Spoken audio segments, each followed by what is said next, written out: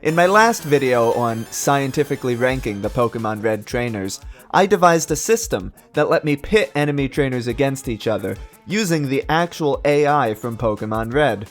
I then ran a giant round-robin tournament of all the trainers and ranked them based on their performance. If you haven't seen the original video, I definitely recommend checking it out.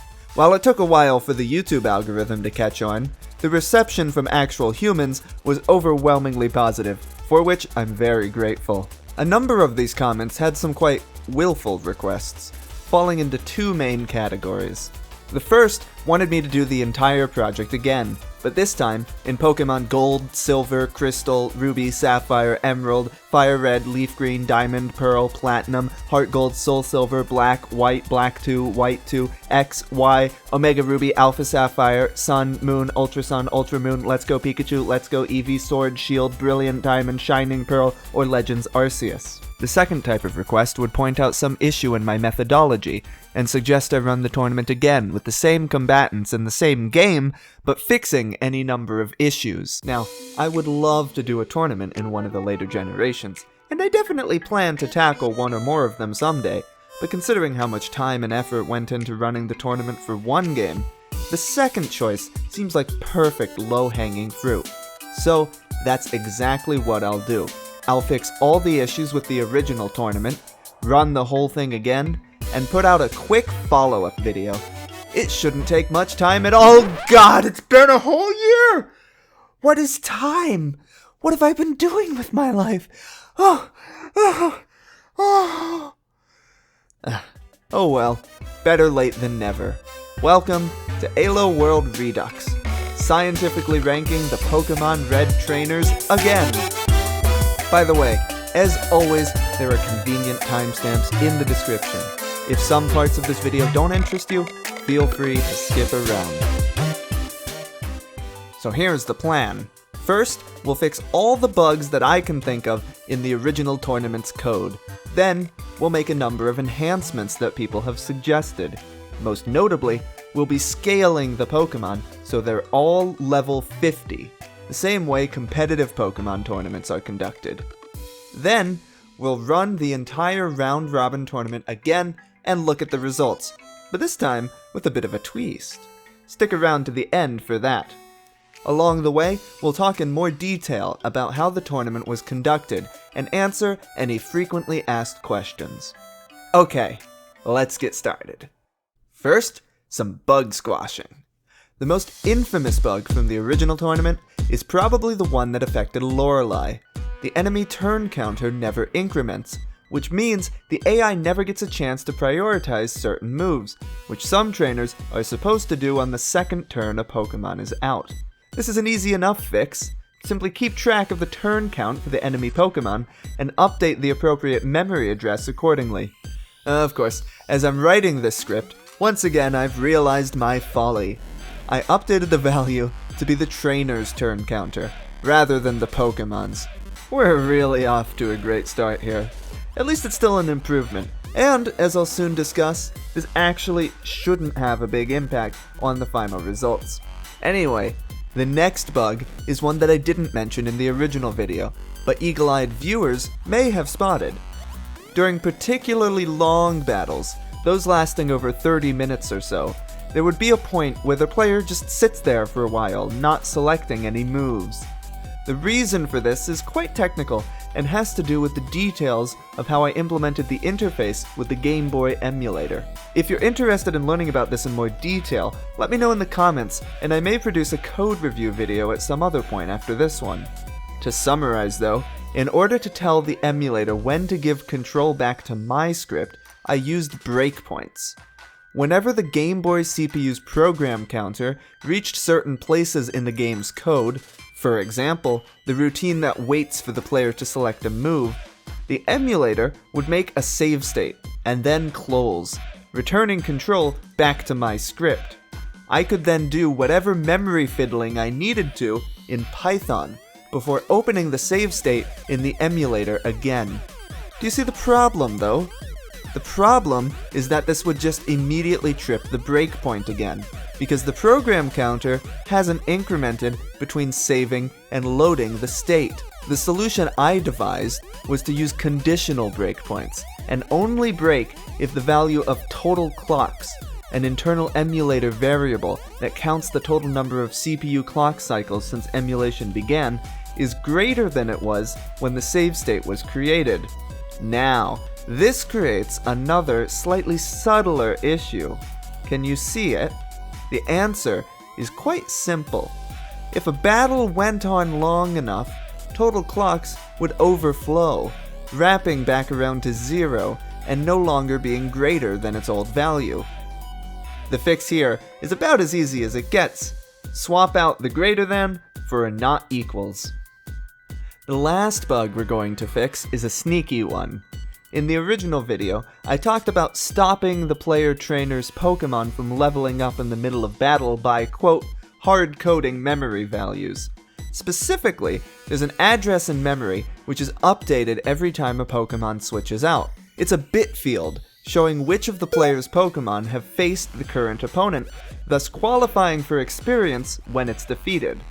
My solution was to simply set this back to 0 whenever possible, thus disqualifying any and all Pokemon from gaining experience. Recall that my script takes control whenever the player needs to select a move, which includes immediately after a Pokemon is first sent out. So, theoretically, this bit field should always be cleared before the trainer has a chance to defeat the enemy Pokemon. Meaning, Pokemon should never gain experience or level up. The logic seems sound, but of course, there's an issue here. The reason requires knowing some subtle Pokemon knowledge, so if you'd like to try to noodle it over yourself, consider pausing the video now. The problem arises when a Pokemon uses Rage. After selecting Rage once, the player's Pokemon will just keep spamming it until they faint, never returning control to my script and never resetting the encounter flag. If they manage to sweep more than one Pokemon using Rage, they'll gain experience and potentially level up. I actually knew about this bug at the time of the original tournament, but I figured it would be a rare enough occurrence that it wasn't worth fixing. As far as I know, it never happened in the original tournament, and even if it did, it wouldn't have affected the results much with just a 1-level difference. However, due to the way I implemented the level flattening in this new tournament, gaining levels is much more troublesome. So, to fix this issue, I used a cheat code. Rather than resetting the encounter flag in my Python code, I have the emulator do it by running what basically amounts to a GameShark code, locking the encounter flag to 0 all the time. So, those are the bugs I've more or less fixed. But there are also some bugs I'm tagging as won't fix. These all have to do with differences in how the game treats player trainers versus enemy trainers. Specifically, that enemies can waste a turn using pointless healing items, the way the priority system works, and the fact that status moves used by the enemy always have a 25% chance of failing. The first two I mentioned in my original video, but the third one was actually news to me. Thanks, YouTube commenters. Anyway, I could try to fix these issues, but I've come up with the lazier solution instead. Simply conduct the tournament in the form of a double round robin, where each trainer faces every other trainer twice, once in the player's position and once in the enemy's. Of course, this isn't a perfectly fair system, but it should be reasonably fair for the purposes of our little tournament. Incidentally, this brings to mind a common question from the comments of the original video. When looking at the results, why do trainers have different win-loss draw totals? And why are some so disproportionately higher? This is an artifact of the way I orchestrated the battles. Originally, when designing the system, I figured there would be too many matchups to do a true round-robin tournament in any reasonable length of time, so instead, I paired trainers up randomly. Not everyone would fight everyone else, but the Elo system would still be able to produce reasonably accurate ratings. Eventually though, I decided to speed up the battles by not saving a video for each one. This allowed me to do a full round-robin tournament, but left some trainers with slightly more battles than others from when they were done randomly. Even then, after running the entire tournament, I discovered a pretty serious bug. Battles against the rival would automatically trigger a cutscene at the end of battle, which interfered with the part of my code that detected who the winner was. This meant I had to rerun all the battles where the rival was the enemy trainer. My lazy solution to this was to just rerun every battle against the rival and delete the old ones that were invalid. The end result is that the rival has a disproportionately large number of battles, which you can see in the win-loss-draw counts. As many people pointed out, this means that the rival ended up being disproportionately affected by the Elo system. After all, Elo adds and removes points after every battle, so a trainer who partook in many more battles will have more chances for their score to swing. This might not matter much if they're a rather middling trainer. The ups and downs should mostly cancel out, but for trainers who are the strongest, or in the case of the rival, weakest, losing consistently can have a compounding effect. Fortunately, this won't be an issue in the new tournament, because each trainer should have the exact same number of battles to their name. With all the bugs accounted for, let's talk about some of the enhancements that will make the second tournament even better than the first. As I alluded to before, one issue with the original tournament was that it was just too time-consuming to save and encode video for every single battle, so for most of them, I just kept a record of the moves used and the outcome in a JSON file. However, this meant when it came time to edit together the YouTube video for the project, whenever I needed a video example for a particular battle, I would basically have to run the battles over and over again until I got an outcome that matched approximately what happened in the original tournament. There's an easy solution to this: simply make the battles deterministic. We can trivially do this by seeding Python's random number generator with a predetermined value, then saving that value as part of the results. By also encoding the combatants, I can generate a single identifier that lets me recreate any of the 150,000 odd battles from the original tournament perfectly. And in fact, you can too. Whenever I show or even mention a particular battle in this video, I'll also display that battle's unique identifier. In the description for this video, you can find a link that will tell you how to download the code you need to run the tournament and enter the battle ID in order to watch any battle in full on your own. I could have used a simple identification system like this, which plainly displays the information it contains, but I decided to go with the more obfuscated hash ID based system, because the aesthetic reminds me of Wonder Mail codes from the Mystery Dungeon games. Don't they just feel so mysterious? What secrets lie within these codes? Anyway, now let's talk about the biggest change for this tournament: level flattening. A common criticism of the original video was that, despite being called an AI tournament, I wasn't actually judging the quality of the AI, since performance in the tournament was so tightly correlated to overall team level. Personally, I disagree with this assessment.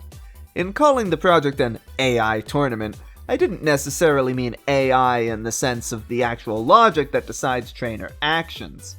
Instead, I meant it in the more colloquial sense, as in an AI or CPU opponent.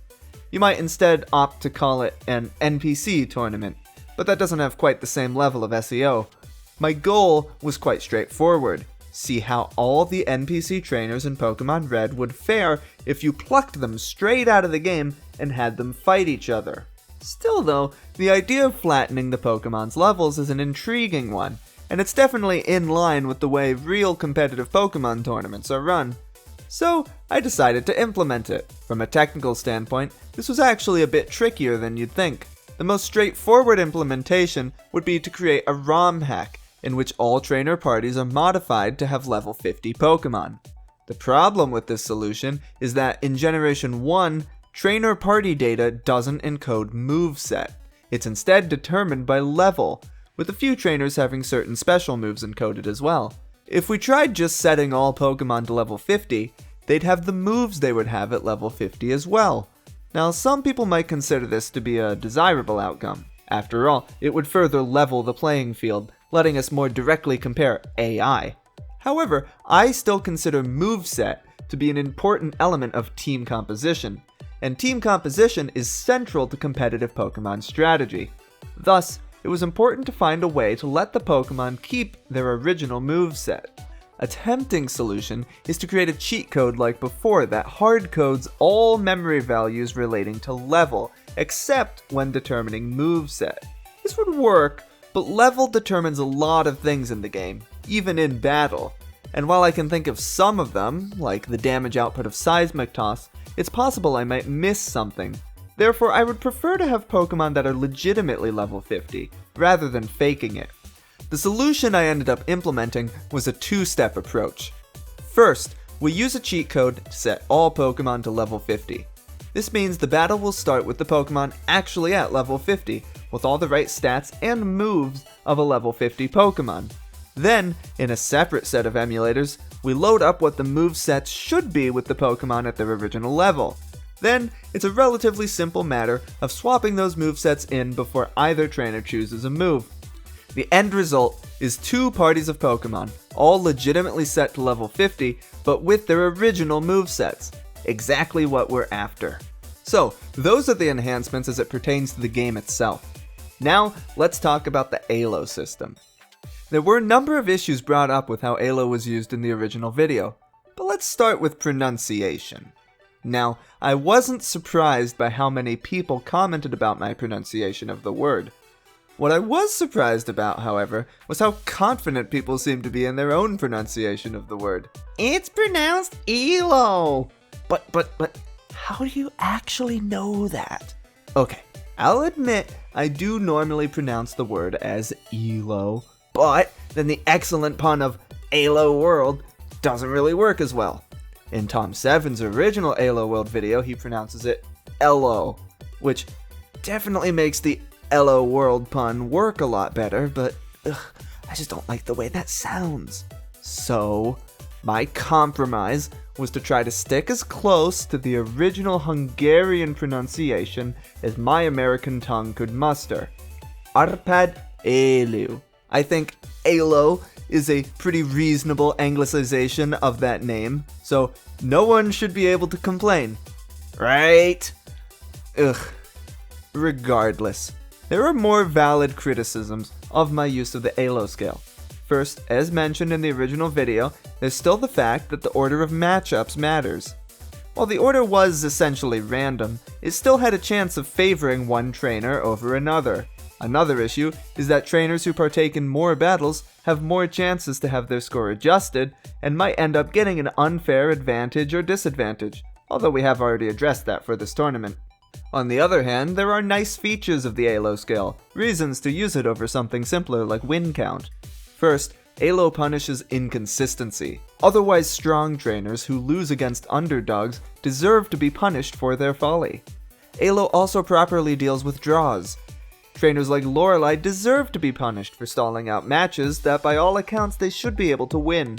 Likewise, underdogs get rewarded for avoiding a loss by playing towards a draw, which is desirable. Lastly, Elo is nice simply for giving us a number to sort by. A win-loss-draw three-way ratio doesn't really lend itself well to being sorted by after all. So how do we fix the issues with the Elo scale? Well, first, let's talk about how Elo actually works. Aesthetically, Elo looks quite nice.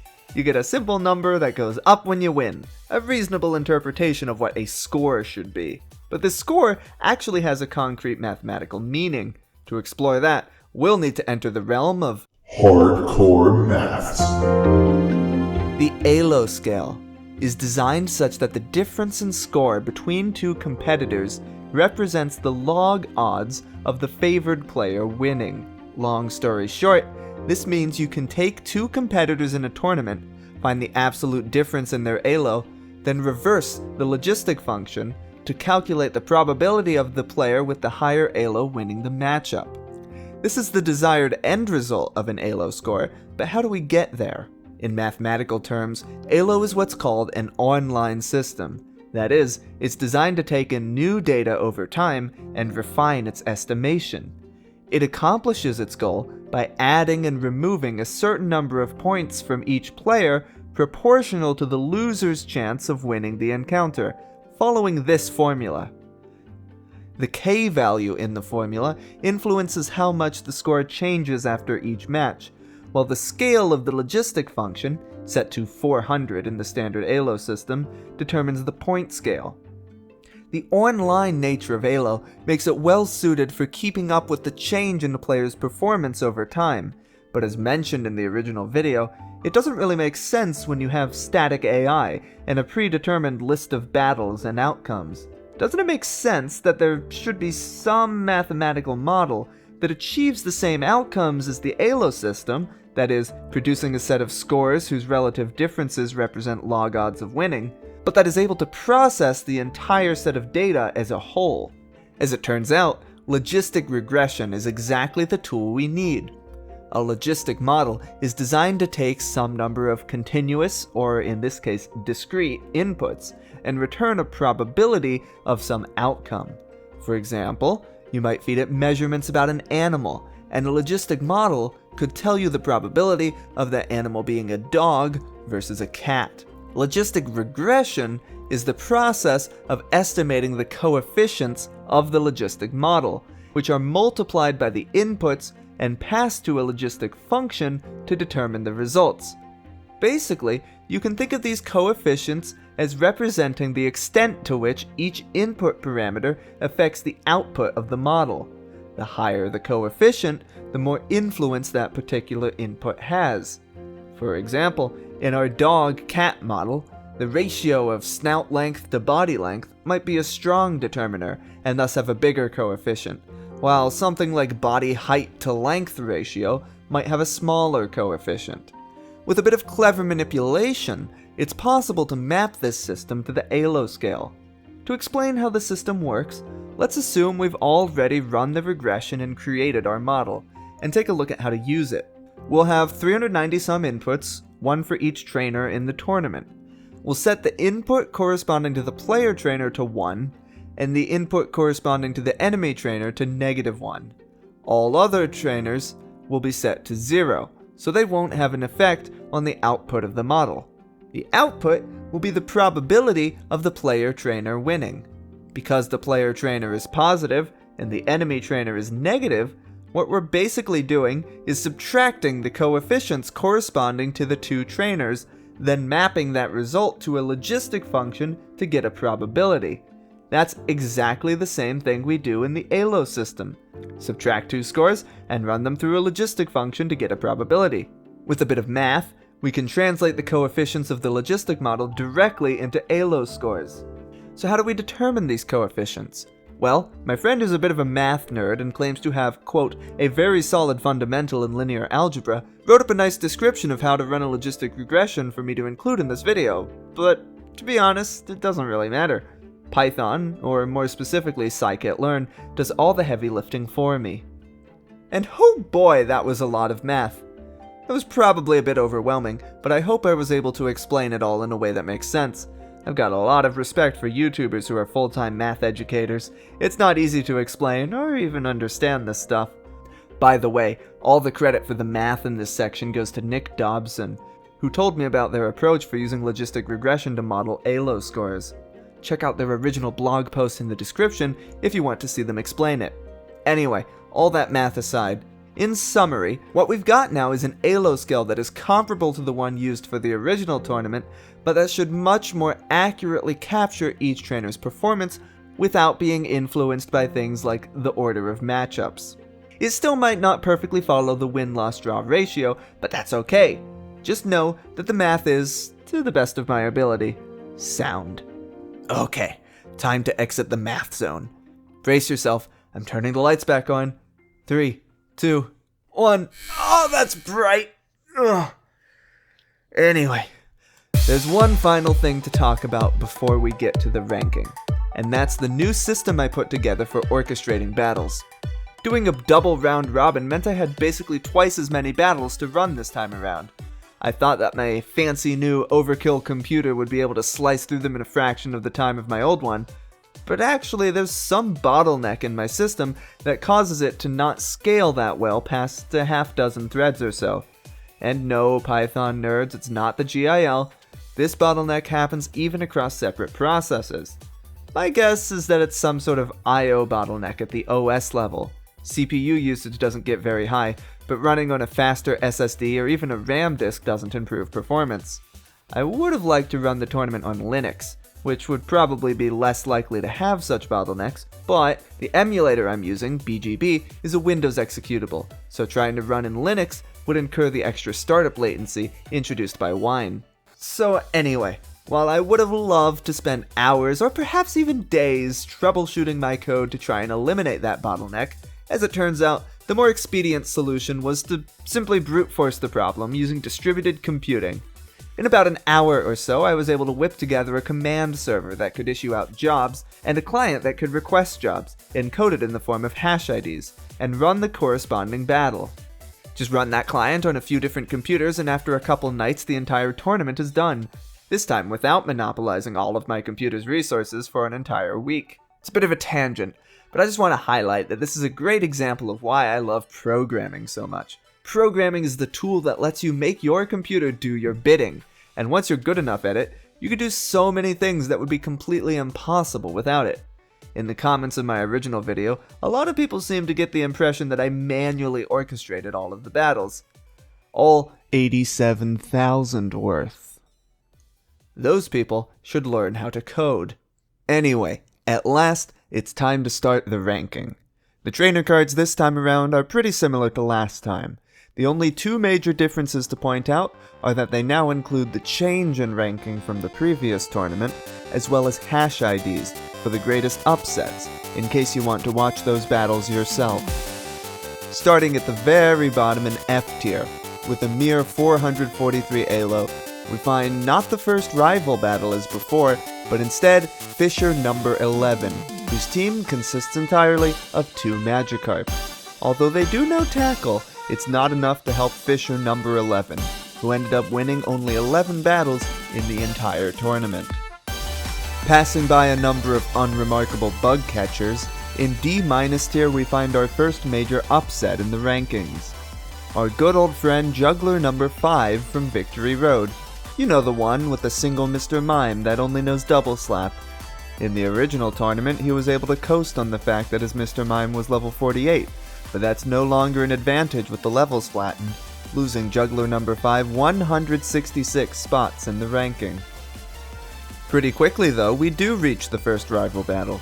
This time, it's the Bulbasaur in the lead, probably again because of Bulbasaur's dual typing, earning himself a spot in D tier. Immediately after that, we find a rather curious trainer, Fisher number 9. A side effect of flattening the levels is that, where in the original tournament, ranking correlated quite nicely with average level, now it correlates with party size. Generally speaking, the more Pokemon you have, the better you do in the ranking. As we make our way through the list, I'll be pointing out some exceptions that prove the rule, like Fisher number 9 here, who is the lowest ranked trainer with a full team of 6. In fact, he's one of only 3 battles in the entire game against full teams of 6, the other 2 both being rival battles. Like his compatriot in F tier, the all Magikarp strategy proves ineffective.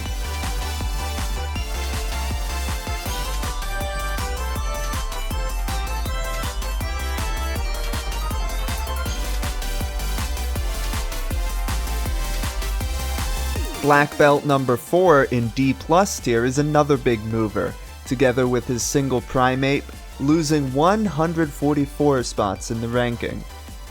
That's not as bad as Black Belt number 7 though, who lost 216 with his lone Machoke. The second set of rival encounters are a bit spread out. We just passed the Charmander rival, and the Squirtle rival is right here, but the Bulbasaur is a little ways to go.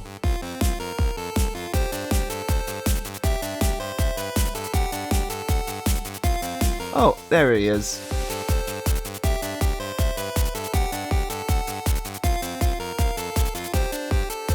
In C tier, we find perhaps the saddest trainer of the entire tournament, Gentleman number 4, standing alone with his trusty Primeape, lost more places in the ranking than any other trainer, dropping by 224 places. Not long after, we find the first gym leader, Brock, who's gained a respectable 81 places in the ranking. It makes sense that early gym leaders like Brock would gain a boost in the ranking. They have access to the special AI routines associated with unique trainers, granting them the ability to use items, and their Pokemon have special moves that other Pokemon of the same level wouldn't have. Without being restricted by their low levels, Brock's Pokemon finally get a chance to shine.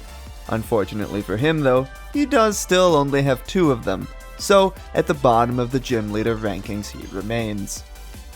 Also in C tier, we find junior trainer female number 11, who took part in the 3rd longest battle in the tournament, against Erica of all people.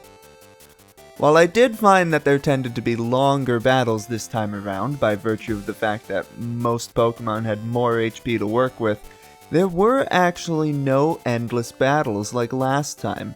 The 1,000 turn limit from the original tournament never kicked in for any battles.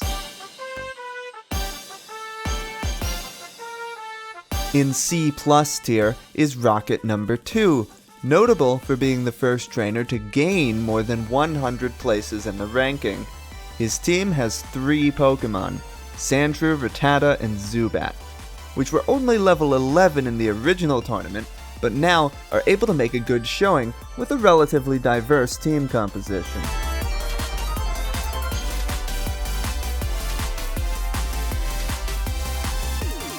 In B- tier, we find swimmer number 11, who lost in the 3rd greatest upset of the tournament against bug catcher number 3, the 2nd lowest trainer in the ranking. In the original tournament, the bug catcher's Weedle would have been level 9, but now powered up to level 50, it's able to defeat much more impressive foes. Even then, it took some luck.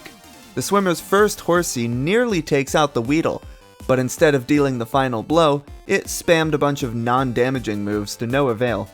The swimmer's 2nd and 3rd Horsey, as well as their Seadra, all do nothing but spam agility, while the Weedle slowly chips away at them with poison damage. At the bottom of B tier, we find the lowest ranking Cerulean City rival, the one with a Charmander, but once again, it will be a while before we see the others.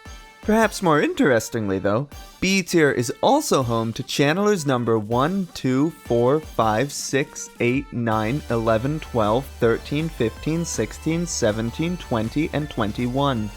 With the level balancing system in place, these 15 trainers are all now exactly identical, having a party consisting of a single now level 50 Ghastly. It's a testament to the soundness of the ranking system that these 15 identical trainers all placed within 25 ranks, the only outlier being Channeler number 8, who we'll just say got lucky today. Channeler number 2 also gets the honor of having partaken in the 2nd longest battle of the tournament, against Beauty number 1 in B+ tier. There's nothing particularly notable about this battle. The Beauty was merely able to stall it out by using annoying moves like Wrap, which ends up dealing basically no damage, and Stun Spore. Even when the Ghastly is able to attack, it also deals very little damage. Fortunately, the Bellsprout wasn't able to heal itself, so this battle ended in due time. Anyway, in between all those channelers lies the Squirtle rival, with still no Bulbasaur in sight. But then there's Beauty number 14, who brings us the longest battle of this tournament, against swimmer number 11 from back in B-. Again, there's nothing particularly notable about this battle, it's just a case of both trainers using stall tactics, with moves like Leer, Smokescreen, Harden, and worst of all, Recover. Combine that with the fact that the swimmer has 4 Pokemon in their party, all with the same set of stalling moves, and the Beauty has to fight for over 50 minutes to secure her victory.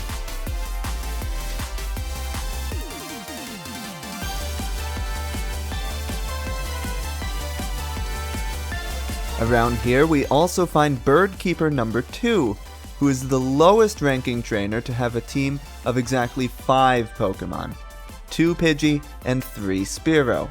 I suppose they skipped the trainer school lesson on type coverage.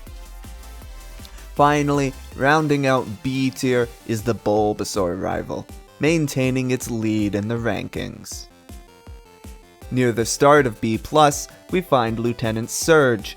He's gained a respectable 62 places in the ranking, but at the cost of now ranking below Misty. Also in B+ tier, we find Hiker number 3, who's gone up a remarkable 191 places, more than any other trainer.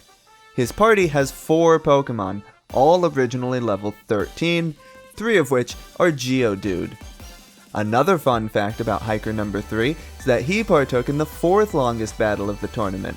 His opponent was himself. Watching the video, it's pretty clear what made this battle last for over 30 minutes. By the way, since people asked last time, self-battles don't affect the ranking. They're just for fun.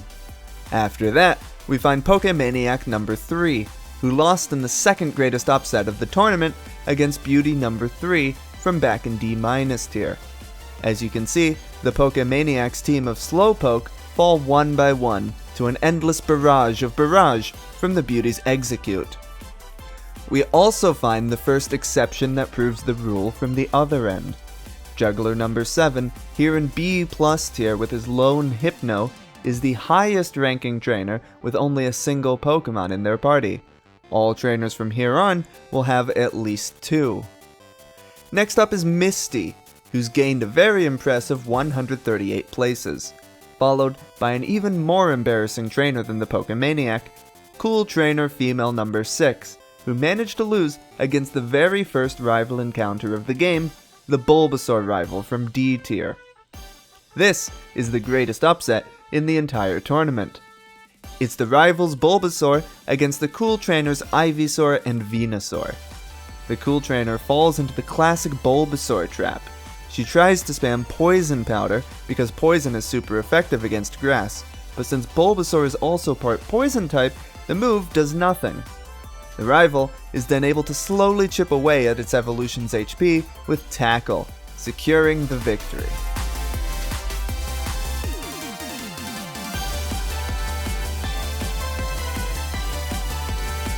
In A tier, we find Bruno of the Elite Four. Definitely out of place considering we've only seen 3 gym leaders so far. Nevertheless, shortly after we find Erica and Koga, all nicely sorted for us. We also find the lowest ranking SS Anne and Pokemon Tower rivals, Charmeleon and Wartortle respectively. We also find our last so-called exception that proves the rule, Channeler number 22, who holds the honor of being the highest ranked trainer with only 2 Pokemon in their party. It's 3 or more from here on out. Then we find the other 2 SS Anne rivals, Ivysaur leading the pack as usual, followed by Blaine. Sabrina, like before, is not taking her proper place in the gym leader rankings. Rounding out A+ tier, there's the gym battle against Giovanni, and Lorelei, who actually managed to gain 31 places this time around. Of course, she's still just as prone to drawing out battles with rest as she ever was, so I have a sneaking feeling that my new Alo system is a little too forgiving of her cowardly tactics. Anyway, finally in S tier, we see the last 2 Pokemon Tower rivals, with Charmeleon actually beating out Ivysaur for the first time. Which brings us, at last, to the top 16. So, before we get to the top 16, I want to address one comment that I got a few times on the original video, which is that my AI tournament isn't actually a tournament. That is, of course, nonsense. Round-robin tournaments are absolutely tournaments. However, I can understand the concern. These people probably didn't want a big list of win-loss draw ratios, but rather the nail-biting excitement of one-on-one battles played out in a bracket. So, hey, why not? Rather than going through the rather predictable top 16 in order, let's instead use the results from our round-robin tournament to seed a single elimination Sweet 16 bracket. The winner of that tournament will be crowned the true strongest trainer in all of Pokemon Red and Blue. The list of competitors is pretty much what you would expect. There's all 3 Professor Oaks, 9 rivals, Agatha and Lance from the Elite Four, and Sabrina. The only surprise contender is Juggler number 2 from Victory Road. We'll have to see how they fare. The first match is between the 1-seed champion rival, the one with the Charizard, and the 16-seed Sabrina. The champion's Pidgeot takes out Sabrina's Kadabra. And, after some back and forth with mirror moves,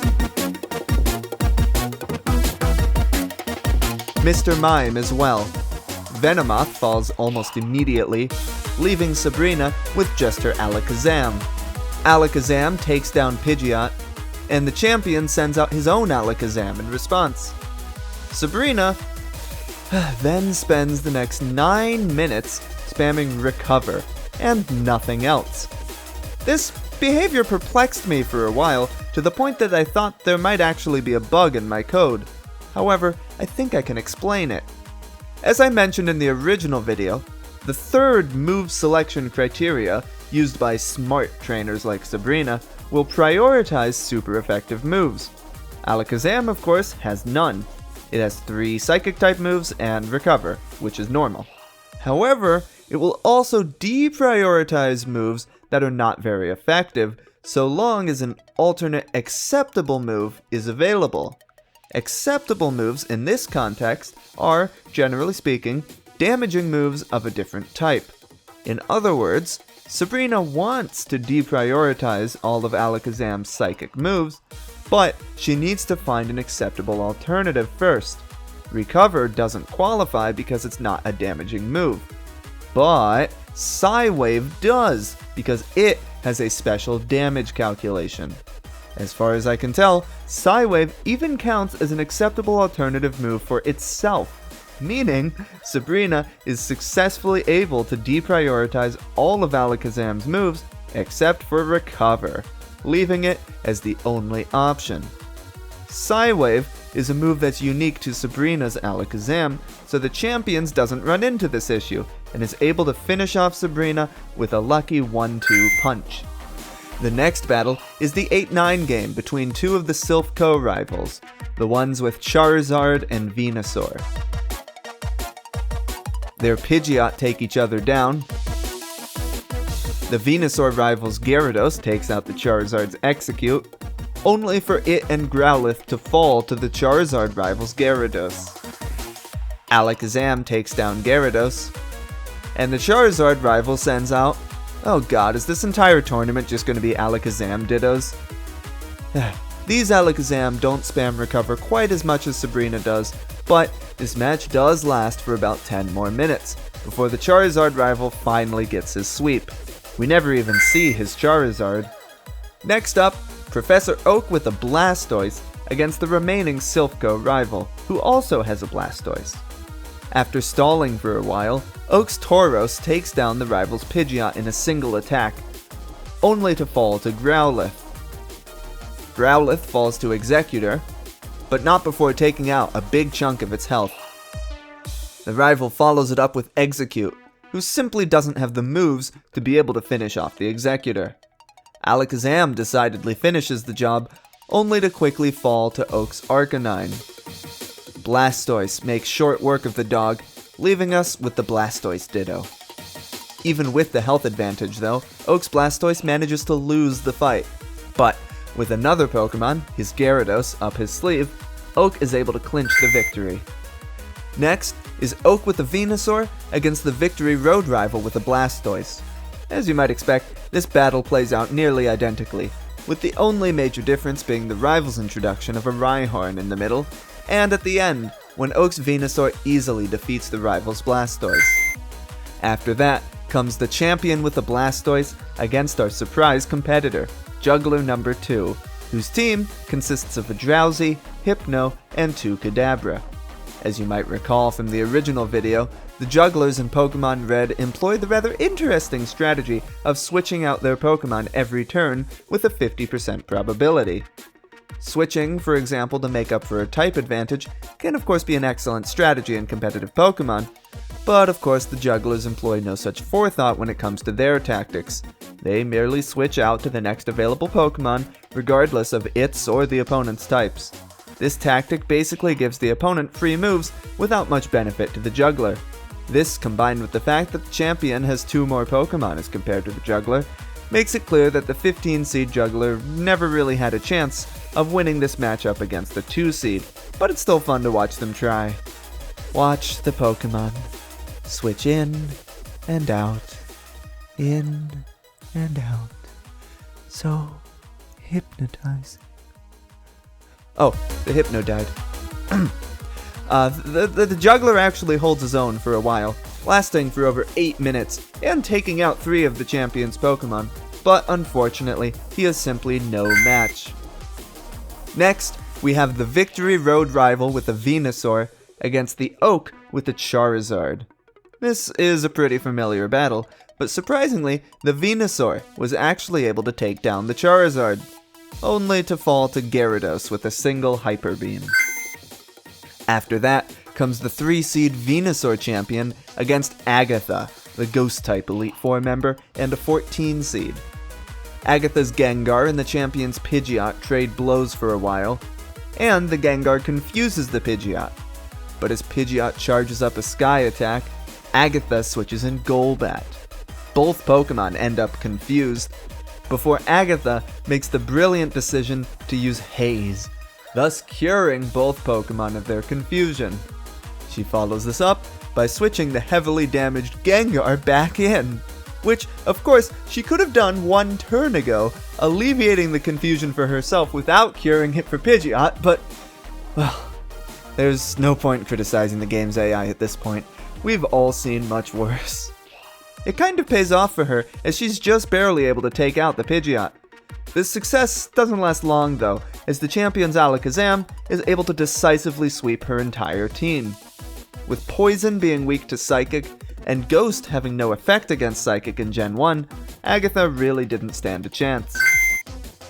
Lastly, in Round 1, we have the Victory Road rival with the Charizard against Lance, the Dragon-type Elite Four member. This battle ended up being the shortest of the entire tournament, at just 3 minutes and 46 seconds. Lance's Gyarados sweeps most of the rival's team before falling to Alakazam, who also takes out Lance's first Dragonair. The second Dragonair finishes off Alakazam before losing to Charizard, but then Lance's Aerodactyl just barely manages to finish the job, earning him the victory. On to Round 2. There's going to be a lot of similar battles in this round, so we won't dwell on these for too long. First up is the 1-seed Charizard champion against his past self. No surprise how this one turned out. After that comes Oak with a Blastoise against Oak with a Venusaur. This one goes exactly how the type matchup implies it should. Next is the Blastoise champion against Oak with a Charizard. Oak actually manages to win this one for a spot in the final 4.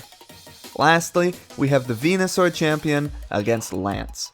Props to Lance for making it this far, but I'm afraid there's a reason he's not the Pokemon League champion, and, unfortunately, not the champion of this tournament either. Our final 4 ends up being 2 similar matchups. The Charizard champion against Oak with a Venusaur, and the Venusaur champion against Oak with a Charizard. These 2 similar matchups actually end in the same way, against the way the type matchups would lead you to believe. No matter who ends up being the champion of this tournament, Venusaur is clearly coming out on top. Speaking of champion, we've made it to the final round. Oak with a Venusaur against the champion with a Venusaur. Whoever wins this matchup will be crowned the undisputed strongest trainer in all of Pokemon Red and Blue. Oak starts out strong, taking down Pidgeot with his Tauros.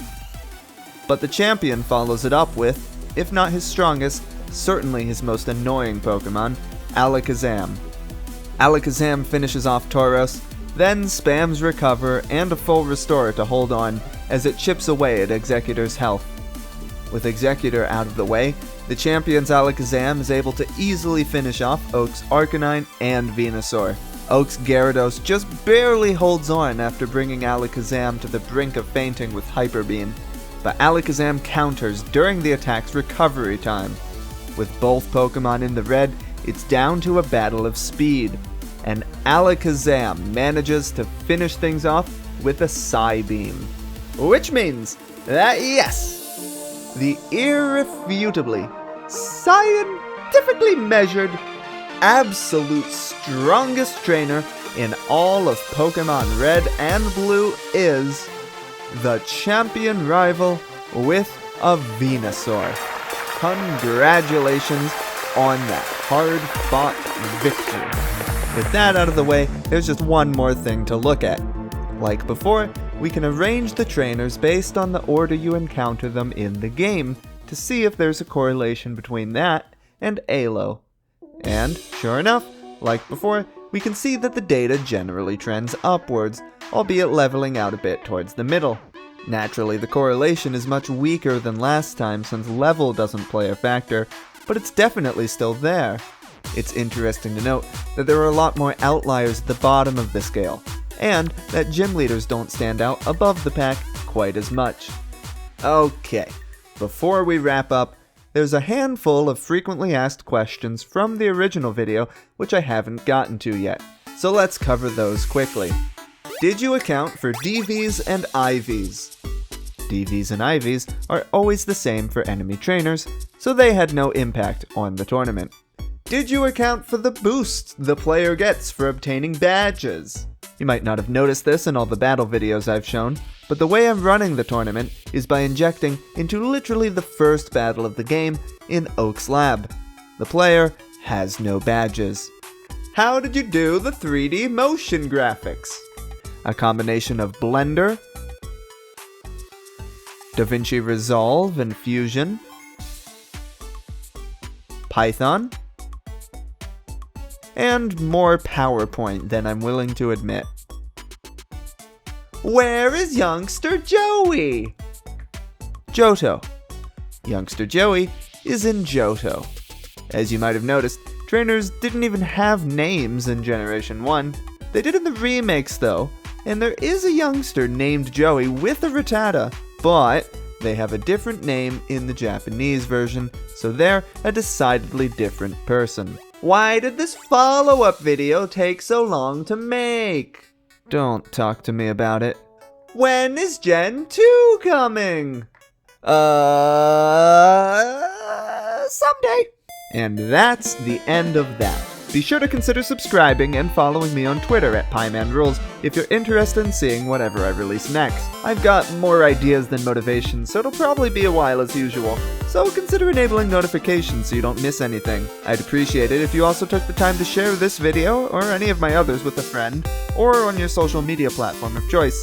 Speaking of which, if you haven't seen any of my non-Pokemon related good videos, consider checking them out. I've got a playlist right here. See you next time.